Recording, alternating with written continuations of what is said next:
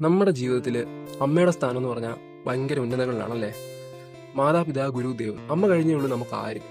ജീവിച്ചിരിക്കുമ്പോൾ അമ്മയുടെ സ്നേഹവും വാത്സല്യവും കൂട്ടും കിട്ടുക എന്ന് പറഞ്ഞാൽ വലിയൊരു ദൈവഭാഗ്യം തന്നെയാണ്. അത് ഉള്ളിടത്തോളം കാലം നമ്മൾ മാക്സിമം അതിൽ സന്തോഷിക്കുകയും ആനന്ദിക്കുകയും അവരുടെ സ്നേഹം എത്രത്തോളം നമുക്ക് കിട്ടാൻ പറ്റുമോ അത്രത്തോളം നമ്മൾ വാരി കൂട്ടുക തന്നെ ചെയ്യണം. കാരണം നാളെ അവർ നമ്മളിൽ നിന്ന് പോയി കഴിഞ്ഞാൽ നമുക്ക് ഈ സ്നേഹം തരാനും നമ്മളെ കെയർ ചെയ്യാനും ഏത് സമയത്ത് നമുക്ക് സപ്പോർട്ട് ചെയ്യാനും വേറൊരു മനുഷ്യന് നിൽക്കില്ല. അമ്മ നിൽക്കുന്ന പോലെ മറ്റൊരു മനുഷ്യനും ഈ ലോകത്ത് നിൽക്കുന്നില്ല.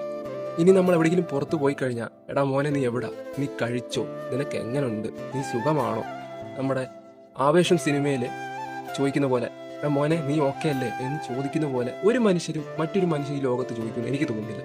അല്ലെങ്കിൽ നമ്മൾ പുറത്ത് പോയി കഴിഞ്ഞാൽ എടാ നീ കഴിച്ചോ, മറ്റുള്ള സുഹൃത്തുക്കളോ മറ്റുള്ള വീട്ടുകാരോ ആണെങ്കിൽ മറ്റു പലതായിരിക്കും ചോദിക്കുന്നത്. എന്നാൽ അമ്മ മാത്രമേ ഉള്ളൂ നീ കഴിച്ചു, നീ ഓക്കെ ആണോ, നിനക്ക് എങ്ങനെയുണ്ട് എന്ന് ചോദിക്കുന്ന ഒരു അമ്മ മാത്രമേ കാണൂ. ഇനി അഥവാ നമ്മുടെ കുറച്ച് നേരത്തേക്കുള്ള സാന്നിധ്യം കണ്ടില്ലെങ്കിൽ, അല്ലെങ്കിൽ നമ്മുടെ സംസാരത്തിൽ നമ്മൾ എത്രത്തോളം നമ്മൾ സന്തോഷിച്ച് ആനന്ദിച്ച് നമ്മൾ എന്തുണ്ടമ്മ ഓക്കെയാണ്, എന്നാണ് സുഖമല്ലേ എന്നൊക്കെ പറഞ്ഞ് നമ്മൾ എത്രത്തോളം സന്തോഷിച്ച് നമ്മൾ സംസാരിച്ചാലും എന്തെങ്കിലും ഒരു വ്യത്യാസം, ഒരു പൊടിക്കുള്ള വ്യത്യാസം തോന്നിക്കഴിഞ്ഞാൽ അപ്പം തന്നെ കയ്യോടെ പൊക്കുന്ന ഒരാൾ നമ്മുടെ അമ്മ മാത്രമായിരിക്കും അല്ലേ.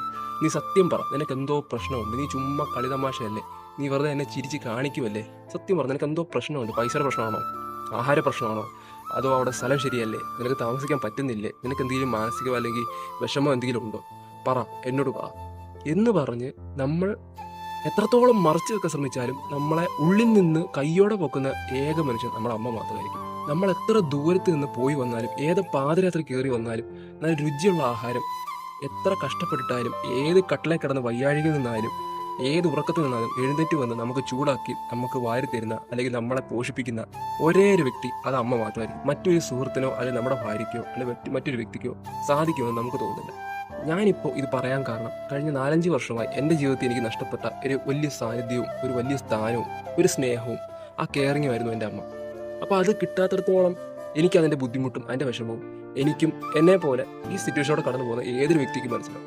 സോ ഇപ്പം അമ്മമാർ കൂടെയുള്ള എല്ലാ സുഹൃത്തുക്കളോടും എനിക്ക് കഴിവതും പറയാനുള്ള, നിങ്ങളുടെ അമ്മ ഇപ്പോൾ കൂടെ ഉണ്ടെങ്കിൽ കഴിവതും അവരൊന്ന് കെട്ടിപ്പിടിച്ച് ഒരു കിസ് കൊടുക്കുക. എന്നിട്ട് സ്നേഹത്തോടുള്ള ഒരു സംസാരം, അല്ലെങ്കിൽ ഗിഫ്റ്റ് വാങ്ങിച്ചു കൊടുക്കാൻ പറ്റുമെങ്കിൽ ഗിഫ്റ്റ് വാങ്ങിച്ചു കൊടുക്കുക. അവരെ പുറത്തൊക്കെ ഒന്ന് കൊണ്ടുപോവുക, അവരെ ട്രീറ്റ് ചെയ്യുക. അവർ ഇത്രത്തോളം നിങ്ങളെ വളർത്തി വലുതാക്കി, നിങ്ങളെ ഇത്രത്തോളം നിങ്ങളുടെ ആവശ്യങ്ങൾക്കനുസരിച്ച് ആഹാരം ഉണ്ടാക്കി തന്നു, നിങ്ങളെ സ്നേഹിച്ചു, നിങ്ങളെ ഇത്രയും വലുതാക്കി.